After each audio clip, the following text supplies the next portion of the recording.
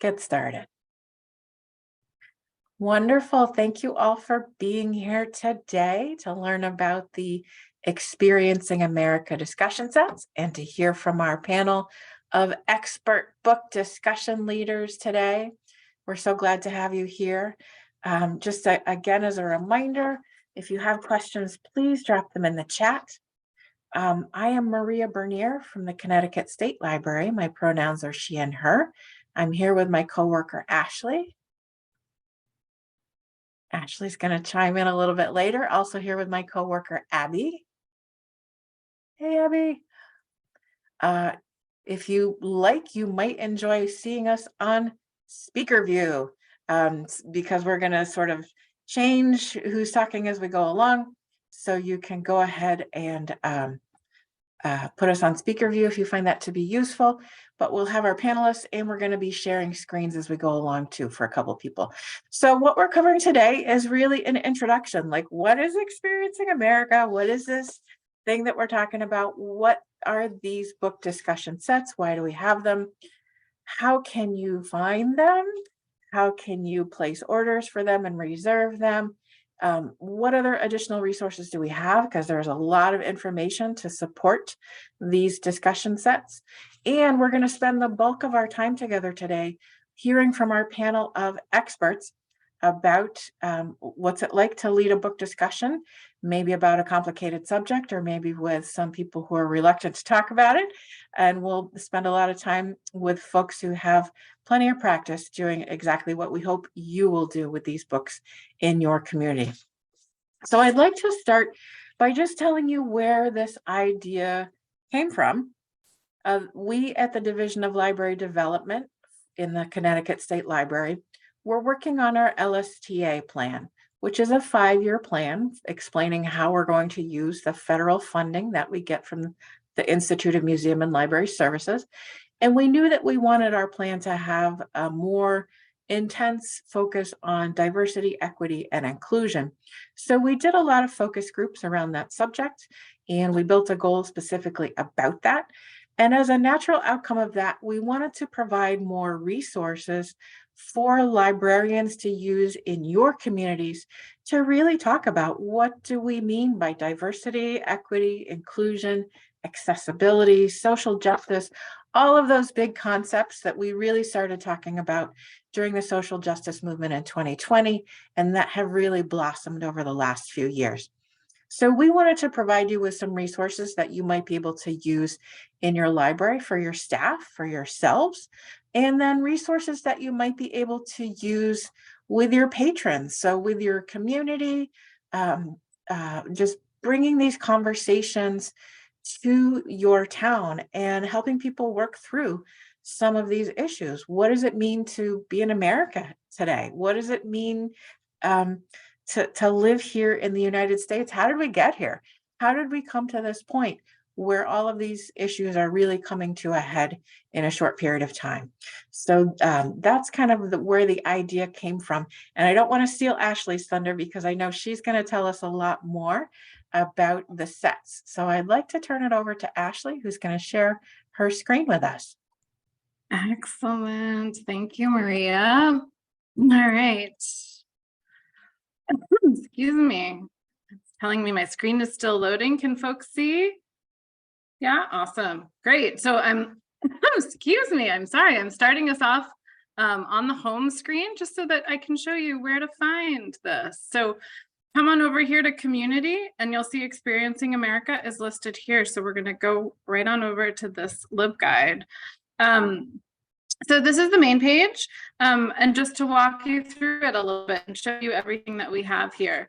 Obviously, here our March 7th launch of Experiencing America, so we can probably take this announcement down, but we'll keep kind of active live things right here at the top for you. Here is a little bit of what Maria was talking about in the introduction. This is, kind of our scope for this collection, and this was it maybe still is a work in progress, but it took a while to sort of articulate and frame and think about language, but you kind of have a really nice overview of a lot of the sort of thoughts and sort of selection processes that went into this.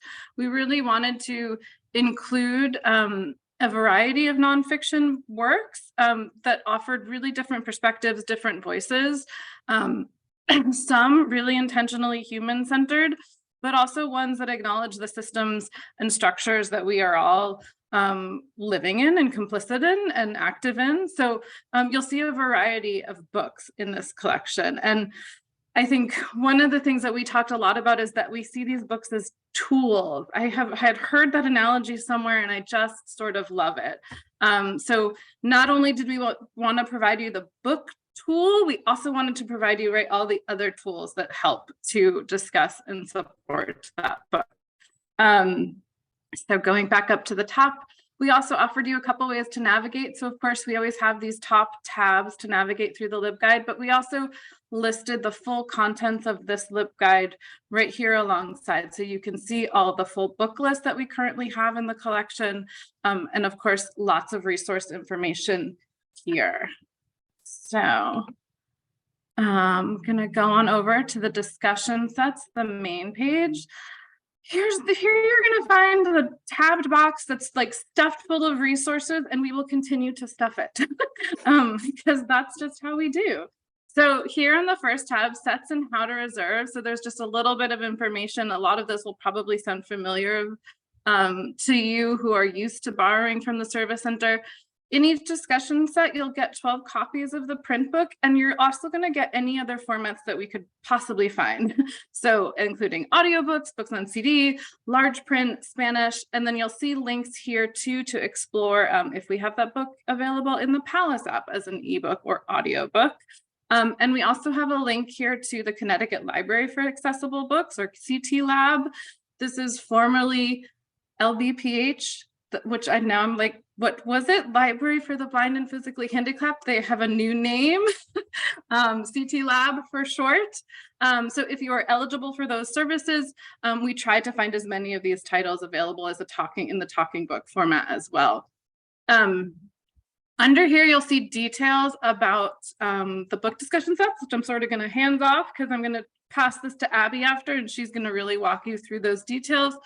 But you do see a link here and some information about how to reserve these when you're ready. Jumping to the leading discussions tab, you'll see some familiar faces. Some of these faces are here in the room with us now. So, but we had so many conversations with them, so many folks, and so many roundtables beforehand that really informed some of the selections we made, the resources that are included here. So huge thanks to our whole library community, because a lot of this really comes directly from you all. So you'll see here, we have a recording with Christy. So you can hear from her about some of the origins of the racial justice book group, and tons of resources and things that she kindly shared for us to include. Down here, you'll see we had lots of conversations with Rachel and Elizabeth from Bloomfield Public Library about the social justice book group. So there's a few different videos here and tons of resources. So many. Beneath that, you'll see additional resources. So here we have included things that we consulted as we built this collection. Some of you might know all CT Reads. I hope you do. We had a set of book discussion resources there, so we just linked directly to that. And if you're not, hopefully you are, but we also have a couple of our CT Pages recordings that tie really nicely into this topic of leading courageous conversations from Berlin Peck Memorial Library. They've done some work there. And Wallingford Public Library shared a lot of information about their community EDI committee. Hopefully I'm getting that right. But we thought both of these kind of related and were worth including and worth considering as you're thinking about bringing a discussion group to your library or incorporating some of this into an existing one. So jumping over, to more books. More things, right? So of course we link to all CT Reads again, but there's a lot of resources here. These are lists that we consulted or were directed to as we built this collection. And we wanted to share that with you. You will even down here get to see some of these books that were on our long list. It was really hard to narrow it down, but I think as we both said already, we want this to grow. We expect this to grow. We hope for it to grow. And so we think there's always room to include additional recommendations.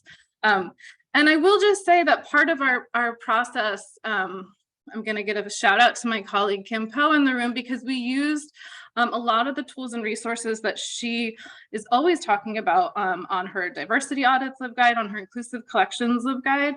We used that diversity audit template to audit every single book that we considered. And I have to say, very much at the end, we identified like some huge gaps in our collection, because once we really went through and looked at what we had on our short list, it was very clear that we were missing some voices and needed to do a little bit more work. So if you're not familiar with that tool, hopefully somebody, one of my colleagues here, is dropping that link into the chat so you can find it for yourself.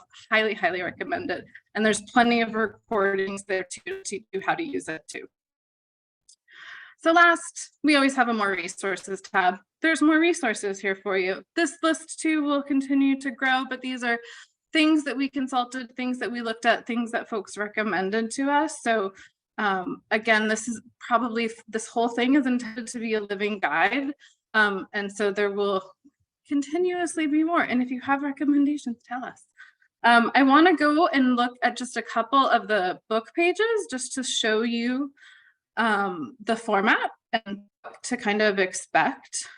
For those of you who have used All CT Read, some of this might look a little bit familiar, but we always include an image of the cover along with the author. This particular title, Disability Visibility, is first-person stories from the 20th century. So this is an anthology of essays.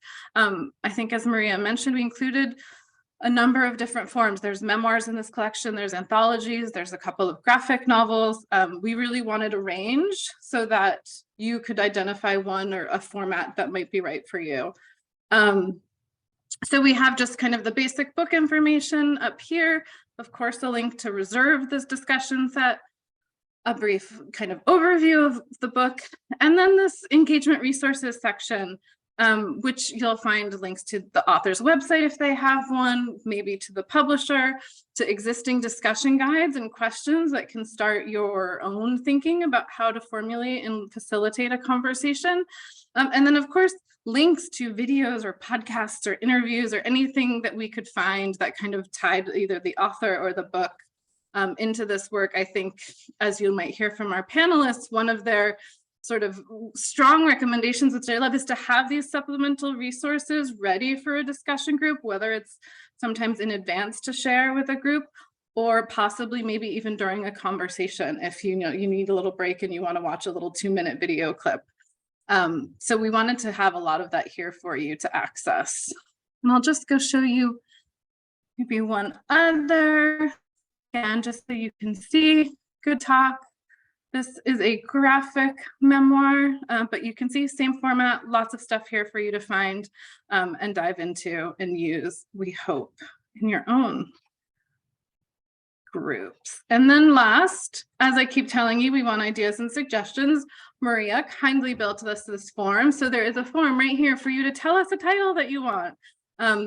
Please, of course, keep in mind, we're looking for titles that are no more than 5 years old, and we are sticking with nonfiction for this collection, in part because we have a lot of other fiction resources, and of course, All CT Reads focuses on fiction. So, but we definitely want recommendations of books, of resources. So we have a spot for you to do that there. I think I covered everything, right, Maria? Did I miss anything? Okay. No, I think you did. That sounded good. Great. I am going to stop sharing and I am going to pass it over to Abby, who can tell you how to get your hands on these books when you're ready. Hello, I am just trying to find the right screen to share. Always a trick. Always a trick. I'm not used to having 2 screens open. So Abby is one of our newest coworkers. Yeah, that looks good. That's the, okay, yeah, we've got it here. Hello, I'm Abby. I'm the library technical assistant here at the Middletown Library Service Center. So I receive all your requests for book sets and other items and help get them out to you. So that's why I am gonna talk a little bit about how to use the booking system here. So as Ashley mentioned, there is a link right on the Experiencing America LibGuide that will take you right to all of the titles there. You can also, we call it the equipment catalog, reach the equipment catalog through the DLD LibGuide here. And I think most of the LibGuide pages have some sort of link to it. You can look for reserved book sets or equipment catalog is what you look for. If you go that route, you will see it brings up everything. So that's when you can find the category in this drop-down menu. And maybe while you're looking for Experiencing America sets, you browse all CT and nutmegs and board books and all sorts of other fun resources for your library. But we're looking for Experiencing America. It's the newest one, so it's at the bottom here. And that will take you to the list with all of the titles and the covers. So each item, if you know what you're interested in, you can click right into the cover and it will bring you to a more expansive page with the title, author, some publisher description. And then at the bottom here, it also will tell you what you're going to get with the book set. So all of them have 12 print copies in English, but a lot like this, we have a CD audio copy available as well. Some have a couple of large print copies or a couple of copies in Spanish. So this is where you'd be able to see what's coming with your set. Also links to the Palace Project and CT Lab if you know you're going to need some alternate formats. And then also if there's any additional copies in our collection, if we have a copy in our regular J nonfiction or it's so more of the YA sort of oriented titles we have maybe some backup copies of, and you know, oh, I have 13 people in my book club, I want that extra copy, you can put it in the notes when you're ordering it and I will do my best to include it for you as long as it's not checked out to somebody else. We link back to the LibGuide if you need that. And then here at the bottom is really what you're going to be looking for, which is how to book. So it will show you the full category. So if you decide to change your mind and swap items, you can do it from right in here. It will show you the date range here at the top, and you can tab through that way to get further and back in the future. And then there's also a horizontal scroll bar there. So it can get a little, you know, just be taking a look at this top window here for the dates that you're picking. You can also go through the calendar if that is easier, which probably it is. Once you've got your date identified, okay, I want them for Monday the 13th, you can click that green box, green being available, and add it to your cart or add it to your cart and check out if you know you only want one. If you just add it to your cart, any other items you add to your cart will have the same start date. So this is really handy if you're booking, like maybe you're booking a YA set and an adult set and you want them both to come at the same time. That would be what you'd want to do for that. Or if you're booking like your whole year's worth, you would want to do them as individual orders because otherwise everything will start at the same time. It also, I forgot to, will it take me back? Well, let's add another one here because I forgot to mention something, which is this date will default to the full loan period unless somebody has the item booked in the future where it would bump up against your order, in which case it will adjust the due date automatically, so it will get back to us in time. So just always make sure you're checking this to date, that it's the date that you're expecting it for. And if you have any questions, you can always, you know, call us or email me at the service center and we'll fix that. And then when you're checking out, and we'll have a form where you can include your information, your name and email address, however you want us to contact, your library or school name, your deliver it number. I don't know if we have any school librarians in the or teachers in the room today, but you can coordinate with your local library to have it delivered to them and they can give you a deliver it number, or you can just put that library name in the comments. This is also where you would be, oh, Abby, I want that extra. You don't have to say by name. It could be somebody else. Oh, I want that extra copy of the Black Friend. Can you include that? So it'd be 13 plus, and then you submit. And that's pretty much the whole process. Hopefully I didn't take too long or go too fast. Let me know if you have any questions. And then also, yeah. Thanks, Maria. I almost forgot. How do I stop? Sometimes you can stop sharing or sometimes you can switch. What you're sharing. I can switch.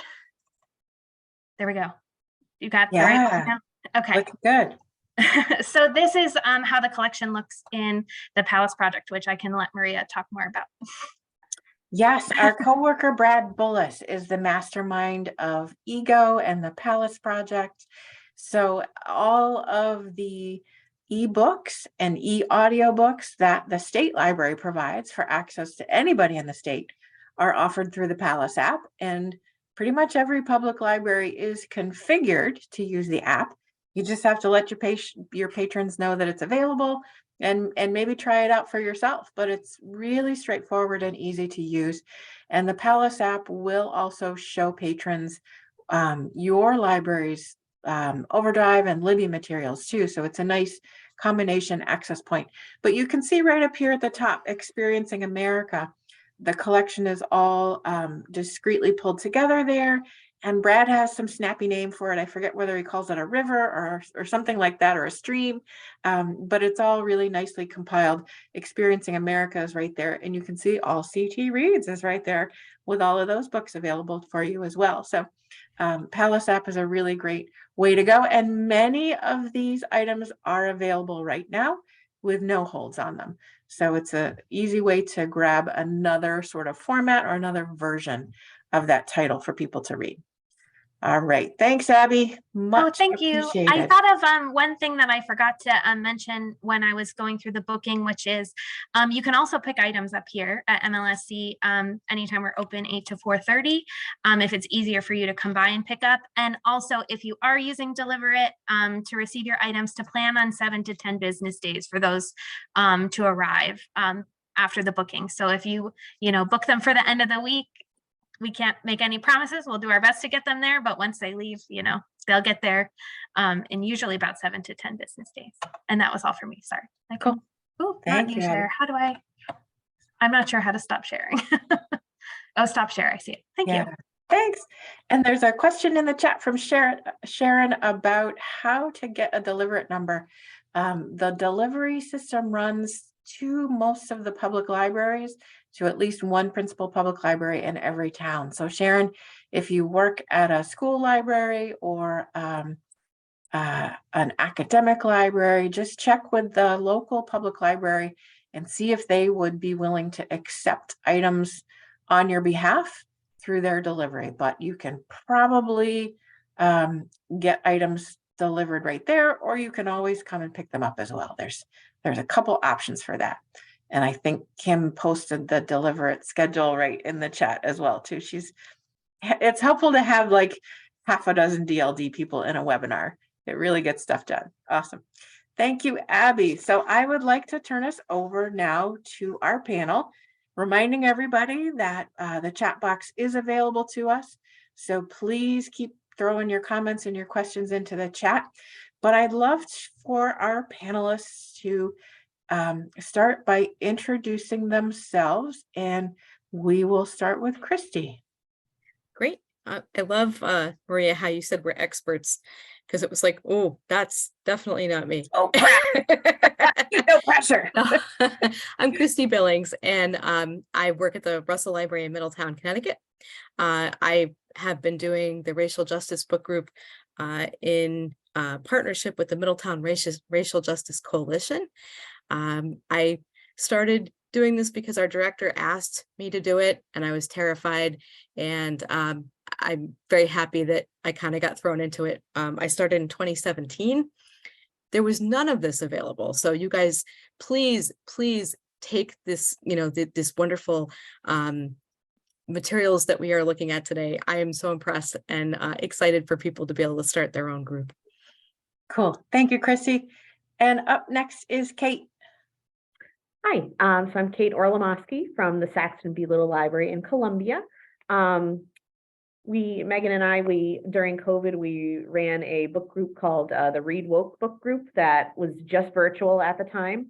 It's since on hiatus a little bit, but we also run a bunch of other book groups between the two of us. So I run our catchily named nonfiction book group at Saxton B. Little, as well as a fiction book group. And I also have a group that meets with it's like our knitting group that has their own separate little book group called the Sip and Stitch group. Nice. Megan, tell us about yourself. Hi, I'm Megan Quigley, and I am the Children's and YA Librarian here at the Saxton B Library. And yeah, we were asked to talk today because of the Read Woke book club that we tried to launch mainly during COVID when we were all home, which we're not running at the moment, but both of us run multiple other book clubs and have kind of, I think, taken a lot of the titles and just put them in our other existing book clubs. So I run a mother-daughter book club, I run a middle school book club, and there are some years where I also have an active teen book club. Awesome, thank you. And over to Rachel. Hi, everyone. I'm Rachel Tanucci. My pronouns are she, her. I work at the Bloomfield Public Library. And our book club is called the Social Justice Book Club. We started at the beginning of 2021, so we're just beginning our third year. We did focus primarily on racial justice the first year after the racial reckoning was going on in the country in 2020, sparking a lot of lists of all kinds of books that you should really be reading. And then we've since kind of taken the lens to all different marginalized groups. So social justice seems to be a good name to cover everything that we want to include all different identities. Super, thank you, Rachel. So my first question for the panel is really going to be about your inspirations for starting the group, where this idea came from, how it all gelled together, like what really inspired you to say, okay, now is the time and this is the subject. So let's start with Christy. I think you gave us a little bit about this, but you started your book club, as you mentioned, before really Black Lives Matter was getting going, way before COVID, way before we had a lot of catastrophes in our lives. So how did your book club come about? So our director asked if we would do something like this, to have a book club, a book group in conjunction with the coalition in Middletown, to have some of these difficult conversations and to be talking about things that maybe made people very uncomfortable. And at first I thought, I'm a middle-aged white woman. How am I going to be facilitating these discussions and making this a safe space for people to have these kinds of things? I don't want to cause trauma. I don't know that I'm really the person to speak to any of these things. So this was all going through my mind when our director at the time asked us to start these. So I jumped in. We did Between the World and Me, Ta-Nehisi Coates, and that book really made a huge difference in my own life. Like I encourage people to read that for themselves, even if they never do it as a discussion.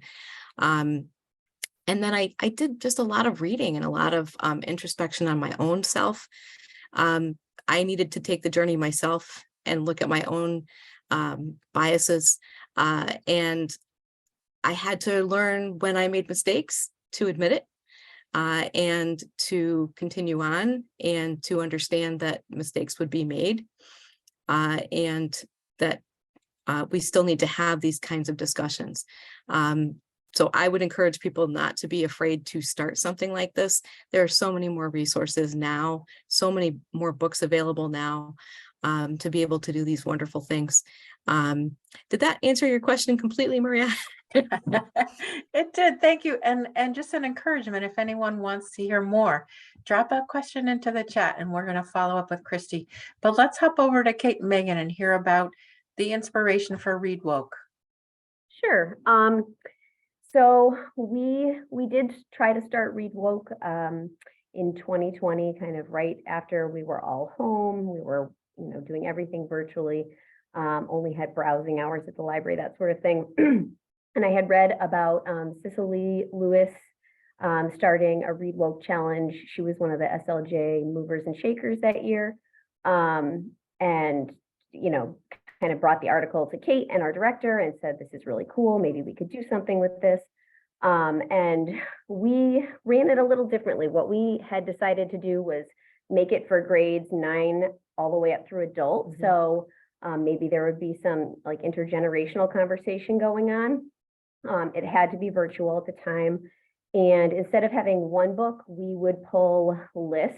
And it was, like Rachel was saying earlier, our first book club meeting was on race and anti-racism, and then we had an LGBTQ list, and then we had a immigrants and immigration list. So we were looking at all different aspects, and people could read anything on the list and then kind of come prepared to talk a little bit about what they read, hear what other people read, and then have a conversation around it.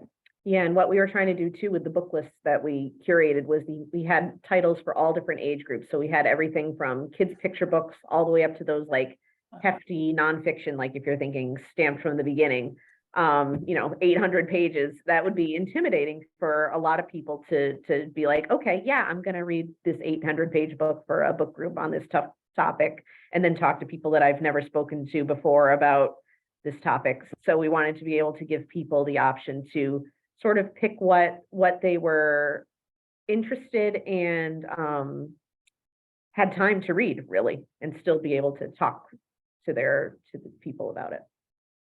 Right. So we did have a few virtual meetings. I think we had a few people attend our first one, and maybe a few signups for the second, and some no-shows, and then it kind of petered out. And we really feel like a lot of that was because it was virtual, and it was a lot harder to get the word out just in timing. So we're not currently running it, but I think both of us incorporate titles that we had pulled for all those lists into our regular, just general book clubs at this point.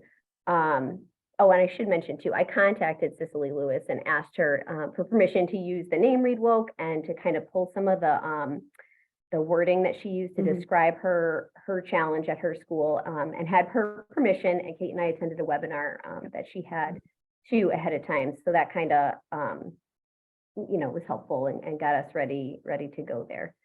So that's where the idea came from. That's how we attempted to run it. I hope that answers that. It does. Thank you so much. Rachel, what was your inspiration? How did this come about?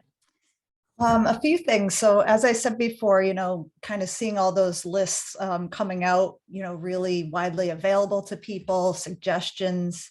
And I kept kind of curating that and adding to it and saying, how am I going to get to all these books? We should have a book club so we can get a discussion going. But kind of while I was toying with that idea, we had formed a social justice committee at our library. And we found that while COVID was going on and we weren't as open in terms of people coming into the building, they were doing curbside at that point. We did have a little more time to do some of the social justice staff training with our staff. So all those conversations were kind of going on while the summer of protest was going on.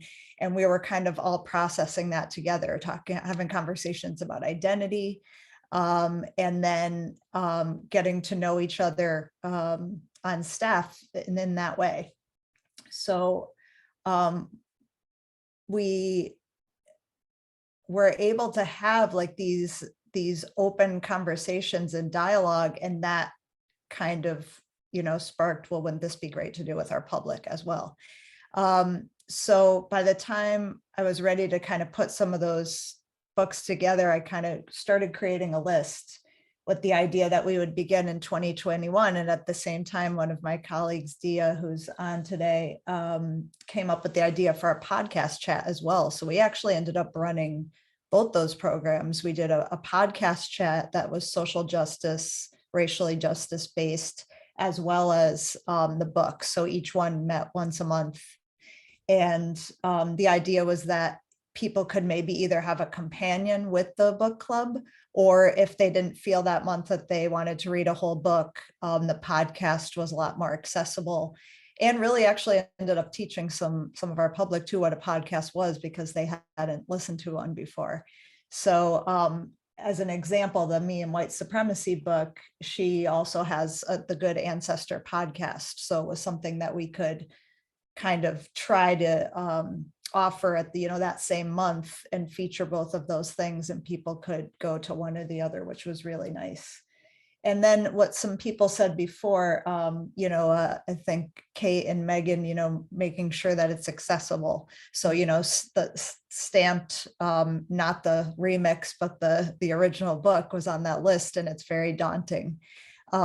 So I wanted to try to get to some of those books, but also make sure that they were accessible too, that people felt that they could, read it. So that's why Good Talk was one of the suggestions. Maybe it's time for a graphic memoir, so that people weren't feeling overwhelmed with some of the nonfiction academic nature of some of the titles. So trying to have a variety is really good. Excellent. Fabulous. Good points. I'd like to talk about buy-in, administrative buy-in. And Christy, you actually got this from your director, so this was her idea. But I'd love to hear from everybody, did you have to sell your boss on this concept? Because it's not just any old, cozy knitting book group. Like this, some of these subjects may be a little controversial in some communities. So how do you get buy-in from administration? I'll just add that one of our board members wanted this, so that helped. Totally. Yes. Yeah. When it comes from the boss's boss, that makes a difference. Yeah. Megan and Kate. Yep. We had not similar in that we didn't really have any pushback. It wasn't, our director, Sue, was very much into us starting it and supportive. So we didn't have an issue there, but I would say you have this great Experiencing America resource now to point to if you were trying to sell this to anybody, that shows kind of all the resources you'll have, all the books that you'll have access to, that this is something, that people around the state are hopefully going to be doing. So I would use that to your advantage if you were having issues. Thank you. And Rachel, you got a lot of support from your director. Yeah, I think kind of creating those staff trainings, the social justice committee, and we created a social justice mission statement as well. So that was sort of all happening before the book club. So it all just sort of went, kind of well together with having those conversations, and Elizabeth, having social justice just be so important to her, and also publicizing it with stakeholders is huge. So that's something I would definitely add that we've seen is something to just kind of, as she says, like be loud about, just let everybody know that you're doing this, that this is going on, so that they can come and listen in. I also make sure, ours happens to be a Tuesday night at 6:30, and we kind of went back and forth on the time. And sometimes some people are eating dinner, that's fine. Just listen in if you can, we try to make it sort of as informal as possible, so that whatever people want to get out of it, whether they just want to listen and they're not comfortable contributing yet, either will work for anybody for whatever they want to do. Mm-hmm.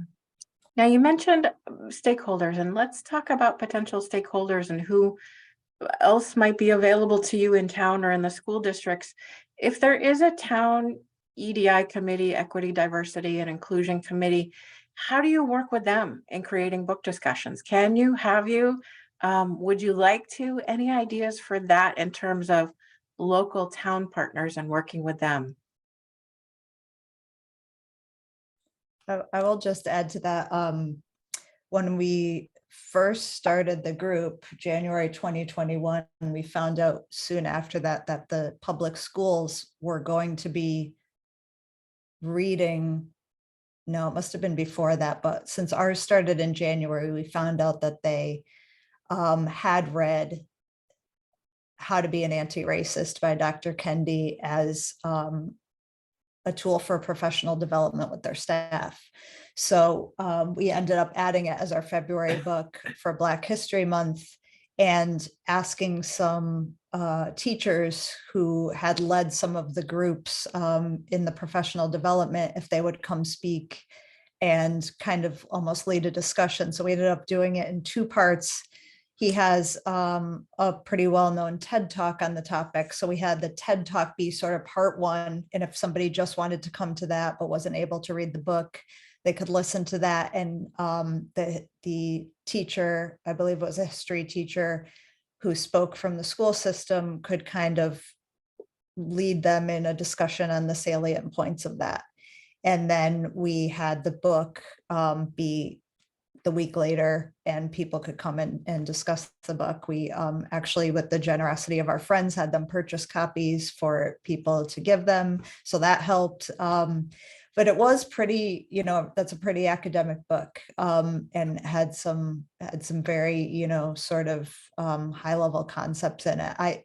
For me, I think of all the ones we've read, I found that the most challenging in its academic nature, but very important. And of course, there are all the other spin-offs now for younger readers with those topics. And having the TED Talks or the videos, as you mentioned before, is really helpful. To just stop and show a clip of something during the talk can help a lot too. Yeah. Christy, what would you like to say? So we did partner with the Racial Justice Coalition in Middletown, and that was very helpful. They helped us with members coming. So we sort of had a group that started right out of the gate, which was good because this is 2017. So we really kind of needed that base and word of mouth to get the word out. So I'd say partner, find partnerships that will help you promote your group, and also just give you just a place to begin.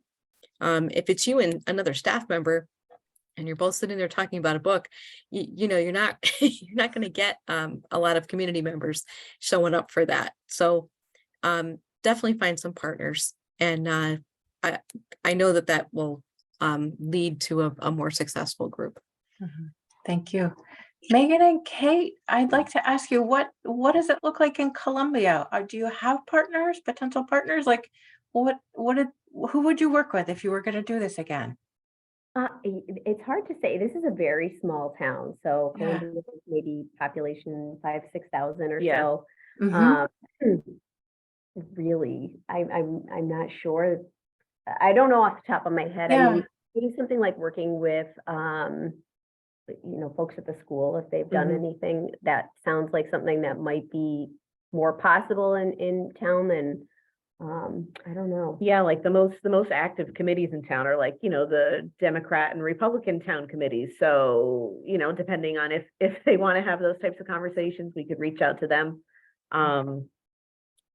Yeah, Columbia's pretty white. So that Well, I wonder if there are church groups, maybe there's a church group that's interested in having a book discussion, and looking at beyond, other concepts, Yeah. I think locally the congregational groups are often really interested in having broadening book discussions. So that Yeah, could be an great. option in a smaller town. Yeah. Great. Maria, I love that you guys were thinking the Democratic and Republican town committees. Why not? I think any other group is, that you can involve is good. And I'm sorry, Maria, I started to talk over you there. No, and I was trying to get a word in too, because we all want to talk. I was actually curious if I can ask. I see that Lynn and Mary Beth are here from Easton Public Library, and just because I heard them talk literally yesterday about working with their town's EDI committee, and we did have this question in the chat about tips for working with your town's EDI committee. I wonder if Lynn or Mary Beth, if you wanted to add some insights. Sure. So we can speak to both because we also worked with a local church, which Maria had just mentioned, and Lynn can speak to that. Our EDI committee was kind of formed at the same time our library put together our social justice committee. So we've been I just went on to the town website and found an email. And actually I had to call town hall to get an email of one of the members because it wasn't even up. That's how new the group was, that it was just like they had a presence, but there was no contact info. So, and I just emailed them to ask about, we had done this lawn sign exhibit called Voices of Diversity. And I asked if they would be interested in collaborating with us. And they were so thrilled that we had reached out. And since then, we've worked on quite a few different initiatives, and are currently working with them on two, and one of which is the social justice The film film series. series. So Lynn can talk about that if you like quickly. Yeah, so we were approached by Christ Church about this racial justice film series, and it's a series of 4 films, which it started last month. It's 1 film a month. So we did the film 13th, sorry, not 13, that's a different movie. And then this month, it's a voting rights film called Let the People Decide. And then next month, we're doing, it's called Home from School, and it's about Native Americans. And then we're doing the feature film Minari in May to finish out the series. But, we also reached out to EDIT, which is Easton's Equity, Diversity, and Inclusion Task Force for that as well. And every time we've reached out to them, they're just always really, really receptive and really excited to work with us on these different initiatives. So we've had, it's been easy for us to get those community partners for these types of things. Yeah, and I'm thinking of another one too, and really, I think most of you, if you'll find that when you do reach out, you will get a nice reception, because these groups are looking to do this as well. Like, we all want to kind of pool our resources, especially in small towns, but any town, to get the most that we can out of these programs and initiatives. We also work closely with Easton Pride, and have done the last few years done a Pride fair in June, and then the story time in the library. So there's that as well. That I think you'd be surprised when you look in town at the local groups you have that you could work with, or nearby towns. Even if you're that small, you can we've done that too, where we've gone outside town just to try and find some groups to kind of shore up everything we're doing. Awesome. Thank you both for letting me put you on the spot a little bit there, but I knew you had the experience. And so I thought, well, we're all here, we should share, right? So thank you. You're welcome. Great idea, Ashley. Thank you so much for picking up on that. I'd like to throw another question from the chat out to our panelists about how you promoted your book discussion groups and what the patron response was. So maybe Christy, if you'd start us off with that. Sure. So being consistent is a really good first step. Having your meeting in the same place on the same night at the same time. And we did ours Tuesday evenings, prior to COVID, in a meeting room that we ended up needing a bigger meeting room because more people came that would fit in there. So that was exciting. We did not have the same response on Zoom. I'm hearing other people sort of had a similar experience. Lot less people showed up for these discussions that when they were not in person. But we also have a great newsletter that goes out, Constant Contact, from our library. And so that was promoted that way too. And also, social media. We would usually put something up the night that we had the meeting, just saying, hey, we discussed this book. If you missed it, we're going to discuss this next book, sort of creating the fact that, you missed this one, but you really can come next time. We really want you to join us. So that's my 2 cents. Thank you, Christy. Let's pop over to Rachel, and then I'm going to ask Megan and Kate a slightly different twist on that question. In addition to what Christy said with Constant Contact and social media, I also put them in the Hartford current events calendar, the CT Now, and that worked well, especially when it was a big event like partnering with the schools on the Kendi book, or making it a feature for something like a Black History Month or a Women's History Month or LGBTQ Pride Month, something like that. Can also work really well. So we definitely do a lot of promoting. Was there anything else you asked about? It was publicity, right? Right. And patron response, people showed up. Yeah. Good. Yeah. Now ours have only been virtual. And I've been waiting for people to ask if we can meet in person, but no one really has yet. I've heard the opposite, at least from some of the people that are coming, that for whatever reason, they are still not doing things in person and they're grateful to have the virtual space. We did talk about maybe doing a summer outside, gathering, because I don't know, because I had only met with this group virtually.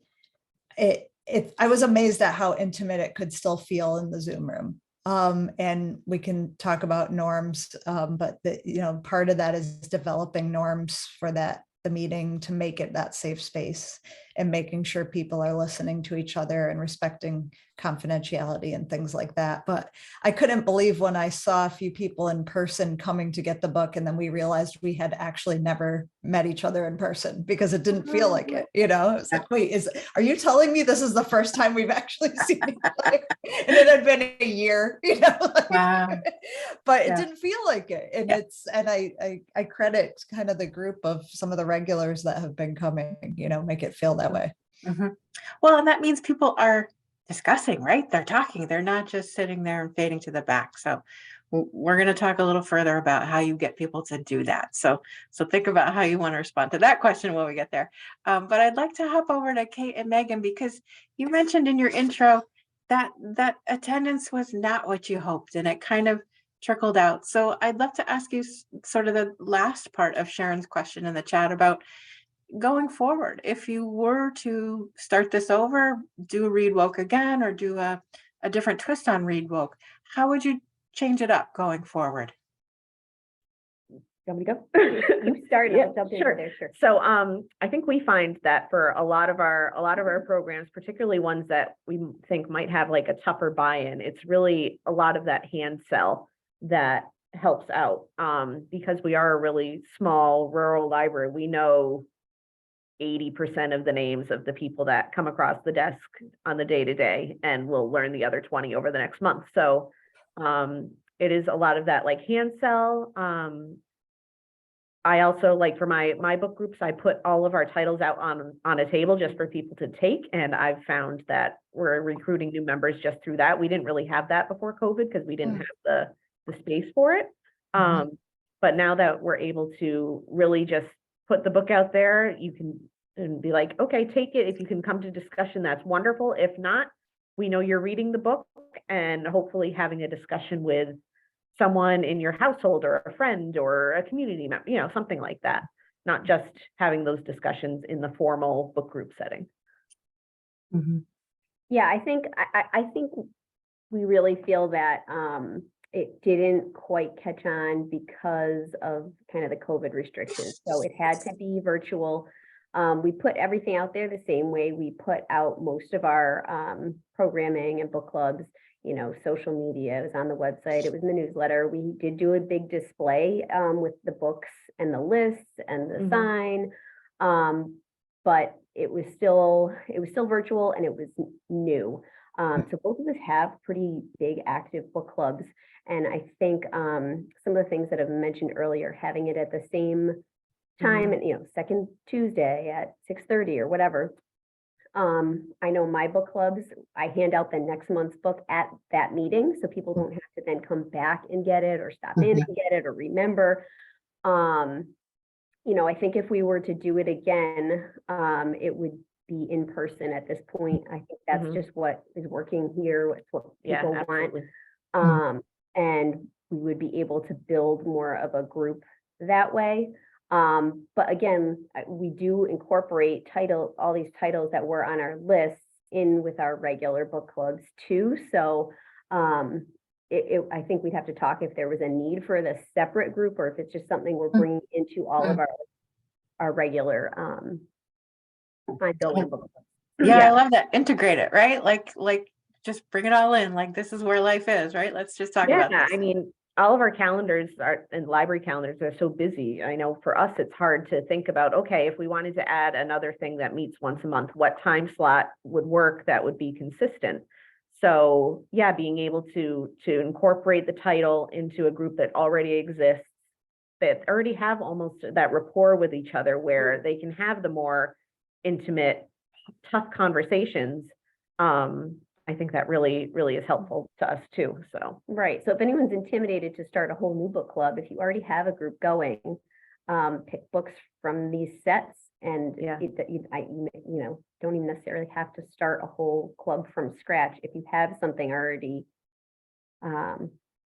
going. yeah, and if you have a fiction group going too, there are, tons of titles that will touch on these topics that you can start the conversation with well, what was your favorite character? Did you expect the ending? And then go into well, what did you learn about this topic based on what we've read in this novel?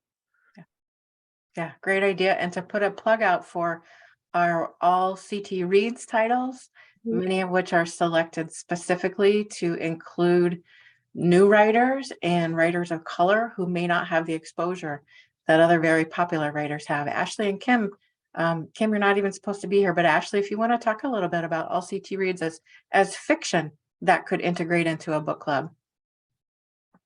Yeah, sure. I will, I said just drop the link to all CT Reads. You can see this year's titles and take a look at last year's titles too. For this, Kim and I can't personally take credit for these selections because we have a committee of fantastic readers that we rotate a bit each year, but for each of the 3 age groups, we set some criteria for them, and then you can find the kind of details for that on the website. And they just do a really fabulous job, I think, of putting together reading lists. They do a lot of reading in the months to prepare, and then we kind of all work towards they work towards narrowing that list down, tightening that up, and there's always fruitful conversations about thinking about the sort of diversity who's included in this short list of books.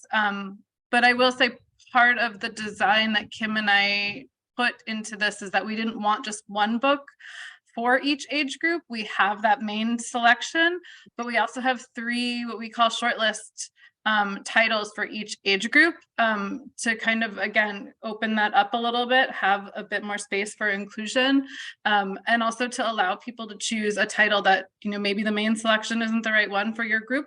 And maybe one of the shortlist titles is correct. But Kim, if you have more to add, please do.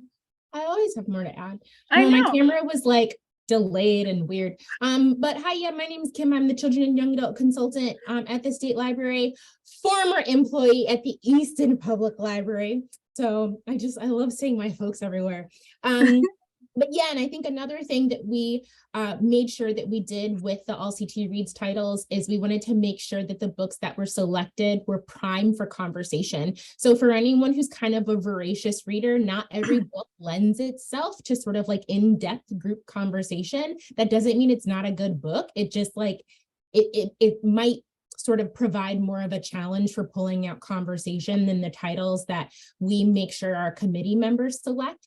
And again, for anyone here who works in youth services, the state has had the nutmeg titles for a bajillion years, but the thing about the nutmegs is one of the qualifications is that there has to be a paperback available by the time the nutmegs are released, which means that by proxy, you're going to get older titles.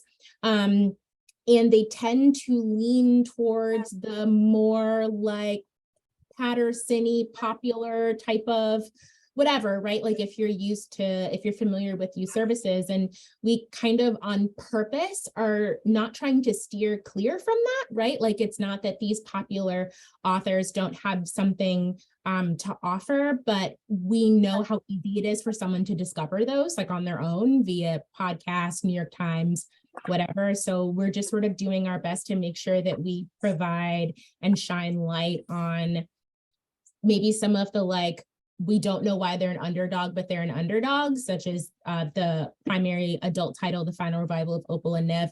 We all thought that it was a real band that we should be able to Google and find a documentary on. Nah, she made that all up. But yeah, that's it. I'm just gonna go back to listening and crocheting. Thank you, Kim. I appreciate you jumping in there, and Ashley as well. I think this is a good time to talk about book selection, title selection for any book group, whether it's Read Woke, social justice, racial justice, YA, kids, nonfiction, fiction. How do you guys decide what book you're going to read next? Is that a group decision? Is that sort of a unilateral thing? How do we go about that? Anybody? Megan and Kate, I saw your mic come off. Yeah, so for my adult book groups, how we sort of work is that once a year we have what I call our planning meeting, where I have our group members bring in like a short list of titles that they're interested in reading. And beforehand, I'll say something to them about, this is what we're looking for. Think about these things when we're considering titles. So they'll suggest titles. I'll sort of like gauge general interest in the books as they present them to the group. But then really I'm a little bit of a dictator where that's concerned. So I'll be like, okay, this one is 800 pages. Everyone's eyes glazed over when they were talking about it. So we're not going to discuss that. And I'll look at what's available too, what's available through the state. So that's the way that I can, incorporate a lot of the topics that we want to talk about, but also talk about, race and sexism and all those types of things, be able to incorporate those into the group while still giving the group the, they have ownership of what we're reading, but it's a little bit of a more curated selection than that. Mhm. And for my kids book group, so I run a mother-daughter book group where, again, in the beginning of the year, we'll do a planning meeting where I'll pull tons of books and have them all out on a table. And I essentially do that so they're kind of in the right age range, and try to have a real mix of, genre, newer stuff, older stuff, making sure we're reading from diverse backgrounds, that kind of thing.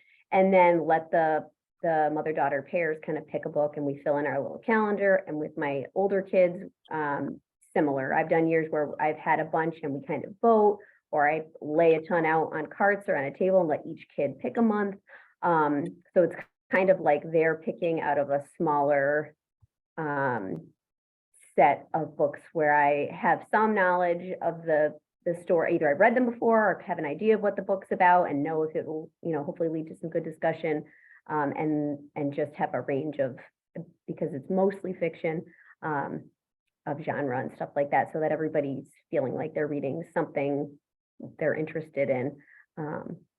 That's how we pick. Yeah, and for Read Woke, it was a bit different. We had these huge lists all the way from kid up through adult. And again, I guess we felt like that would give people the chance to make sure they were able to pick something they wanted to read, like on these topical. Yeah, and then when we met with the Read Woke group too, because everyone had read different things, it was sort of one of our first questions was, what did you read? Can you tell us a little bit about the book? So we got a little bit of info that way too. Super. Thank you. How about Christy or Rachel? How do you pick your titles? Christy. So I love choosing books that you think about when you're not reading them. That's kind of like my first criteria. I don't like to do really long books because they're very intimidating, but I saw you guys had Invisible Child. I'm all right. Invisible Child is on the list, and it's big. So for something like that or Cast, I would, we didn't meet in the summer, so I would assign those larger books sort of over a longer period of time, so people had time to really digest them. So I hesitate to do things over maybe 350 pages. People just get intimidated. But otherwise, I think if something really holds your attention in the first 50 pages, I think you've got something good to start with. If it doesn't, really, even if it's on a list, maybe put it on the back burner because you want people to be engaged. Thank you. I have the same criteria, which I sort of didn't realize until Christy just articulated it, is 350 is kind of the cutoff. It seems like asking somebody to read a 400-page book just seems like a lot. Maybe if we spent longer with it, as you said, but really the criteria has come now of just making sure that there's a range of different identities, which you can do in about a year, making sure that there's a voice of a lot of varied identities, as well as like discussions of some poverty, classism, socioeconomic titles are in there, lots of different immigration stories, ageism, sizeism, those kinds of identities. And then we have also partnered with the NEA Big Read from Eastern, and that always tends to end up being a book that was on my sort of working list of things that I had heard about. So then we end up getting to pick that for around the time that programming happens, which has been nice too. So that's sort of a partnership in a way as well. Now, Rachel, I want to follow up on a comment you made earlier, because I want to make sure we talk about it while we have lots of time. You talked about group norms, and I would love to hear from everybody sort of how you set those norms or set the tone or set the atmosphere, if you want to call them rules, how all of that works so that everybody is together with the same kind of mindset and the same willingness to talk and share with each other. Yeah, I kind of had some different resources available that I used, and I think that is on our LibGuide if people want to take a look at it. So sort of meeting norms, I guess, have come from a variety of different groups that are doing this work. And CCJ in Middletown is one. Educators group out of Philadelphia is another one. So that link is on there in the DLD LibGuide site.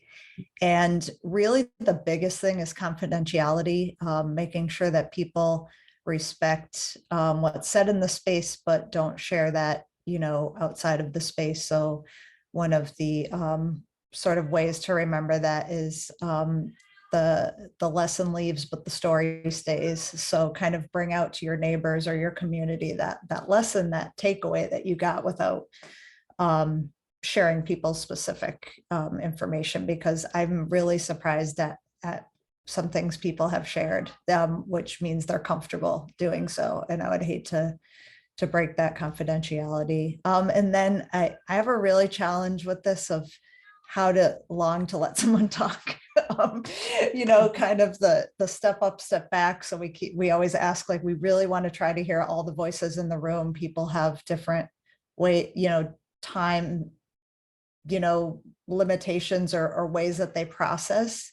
And so it's hard, having that wait time and letting people have time to process, but you really want to give that to them, while as not letting the other person just go on a complete tangent where it circles back to other things they've read and watched. And, it's kind of like, it makes me a little, like, I get a little anxious because I don't want somebody to take over and not let other people that maybe are not as comfortable speaking up. I still want to do that, but I also want to recognize if they're on the Zoom multitasking, I don't want to, make them feel that they have to share if they're not comfortable. So I always have a little bit of a inner, wrestling in my head as at the beginning of every meeting of like, okay, where is this going to go? And hopefully, it's just everyone will feel like they got a chance to speak and be heard. So we do review the norms at the beginning of the meeting just to make sure that everybody is kind of thinking about it at the forefront. Mm-hmm. Yeah, can I jump off of that a tiny little bit too? Yeah. Having almost doing like a little bit of mental prep work ahead of time for those, the people that tend to like to share a little too much sometimes, having that mental prep work of being like, okay, here's a couple of questions that I can ask, or, jumping off of something that they're saying, to be able to redirect and allow someone else to jump off and speak is just good to try to do. I know it's harder in some meetings than others, but if you can do it, it's great for all discussions. Yeah. Megan, do you have tips to add about group norms and kind of corralling everybody? I mean, I've done book clubs for, over 15 years, but they've all been with elementary, middle, and teenage kids. So it's probably a lot more like you would think of like a teacher role than a, I'm sure it feels different when you're an adult and it's more like a peers situation. I don't find I have to do a lot of that. Like I don't, over the years, I really haven't had to, set up rules. I kind of feel like, and I've had lots of different groups, they get into a good flow. There are just kids or teens that can be like silly or get off track, and you kind of do the same thing. Rachel and Kate were saying where you bring it back around to like, oh, okay, well, I had another thing I was thinking of, and what did you all think about this, to kind of continue the conversation. So yeah, I guess my experience is a little different because it's not with adults. But yeah. Oh, kids can go way off topic and on tangents, Yeah. I'm sure. Although I find a lot of kids who attend a book club tend to be readers, big readers. They're there because they want to be. I don't think I've ever had anyone being forced to come. So it's really nice. I've done it for years and years with many different groups of kids, and yeah, they're great. They really are. Love it. Thank you. Christy, I'd love to hear about your group norms and your techniques and tips for bringing everybody back to the fold. So Rachel, many of the things you mentioned, we call them community guidelines, but so similar. So we probably have, a very similar setup that we, refer to at the beginning of the meeting, just to make sure that people understand, same kind of thing. Don't share other people's stories, share the experience, but not, personal stuff. Everyone kind of covered a lot of things. I think you have two kinds of people that don't talk and people that talk too much. The redirect piece is always handy to have a couple of Post-it notes in your book and just say, I want to do a quote because that reminds me of what you're saying, reminds me of this quote. And they're very broad. So I can open the book and I can read the quote and then redirect it that way. Nice. And for people that haven't spoke up a lot, sometimes you can see it on their face that they have something to add. And I will say, so-and-so, you look like you might have something to add. And it doesn't put them on the spot entirely a little bit, but I've never had anybody say no. They've always said something there. So it is trickier on Zoom, but in person, I think both of those things worked really well. Mostly on Zoom too, but yeah, that it's tough when somebody's talking, and we have to be careful who we give space to when we're doing these discussions to make sure that the voices of our folks are heard that are not necessarily always the ones heard. So many good tips here. Thank you all. I have kind of a final question, but of course we're keeping eyes on the chat. So if you've got more questions that we haven't answered, please drop them there. But one of the things we had some great conversations about kind of in preparing for today's session is really thinking about how you define success, or how you look at the impact of these programs and these discussions. What are you looking for, right? There's so much data and measurement and quantitative, but we also know that qualitative is really important too. So I would love to hear how you think about that, how you think about impact and success with this work in particular. Maybe Rachel, want to go first? Sure. We talked in our videos that we made for the LibGuide that we really feel that it's not about the number of people that show up, and especially when you're starting out, if it's starting with a small group, that's great because at least you're starting and you're having those conversations. And I think when somebody comes back and talks about how they were able to have a difficult conversation and feel like they were more successful after reading one of the books or having the discussions with their peers, that really tells you that they're going out and now kind of feeling empowered to have language and vocabulary to be able to have the difficult conversations that maybe they didn't feel so successful in before. So, I'm thinking of one in particular, a member we had that shared a story, and, now felt empowered and able to have a conversation that she couldn't have had before. So even if it was just her and a couple of people, in a way that makes it even more intimate when you have the smaller group who everybody gets to talk and everybody feels heard. So I would say don't, go by judging it based on the numbers, because it's much more about having the conversations and being able to provide the space for our community. Mm-hmm. Megan, Kate, do you have thoughts to add? I mean, I think partially for us, because we are in that small, very small public library. We both, we don't have time on the desk, but we routinely hop up and talk to people at the desk. So just being able to have those conversations one-on-one, even if it's like a 30-second, oh, I saw that you brought that book back. What did you think of it? Those types of things are how we can best measure, I think, our impact a little bit. Yeah, and while our original Read Woke idea isn't happening right now, I think even going through and making the lists that we made that were topical, I know I've used a ton. So I've had kids and parents ask me for LGBTQ, junior fiction books or whatever, and I have a huge list I can print right off and be like, here, keep this, and here's this one, this one, this one, and this one. So that's been good. And like I said, we incorporate these titles into our regular book groups. So we're having conversations with our groups. And for me, it's with, mother-daughter groups and with middle school kids. And yeah, we're getting these books out there. And I think that's what it would be. That's what it is for us. Yeah. Yeah, I think you're both you both, and then Rachel, I think, touching on that. It's just that engagement, whether that's one-on-one or in small group, but that opportunity to actually have this be participatory and interactive. I think that seems like key. Christy. So I'll share a story that happened. Early on, we did the Hate You Give.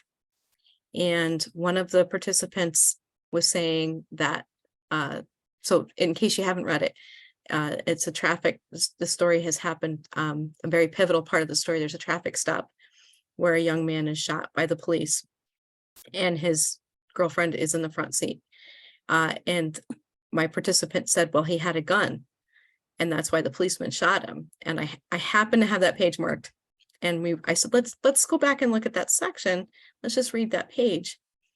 And it was a hairbrush. It wasn't a gun. So we talked about it without saying anybody was incorrect or mistaken or wrong or anything like that. And she came back later and she said, I had no idea. I just assumed he had a gun. And that's why all this played out. And she read the book. So I think having these discussions is so important because you are able to maybe bring out something that somebody might not have seen before. People may not have read these books on their own.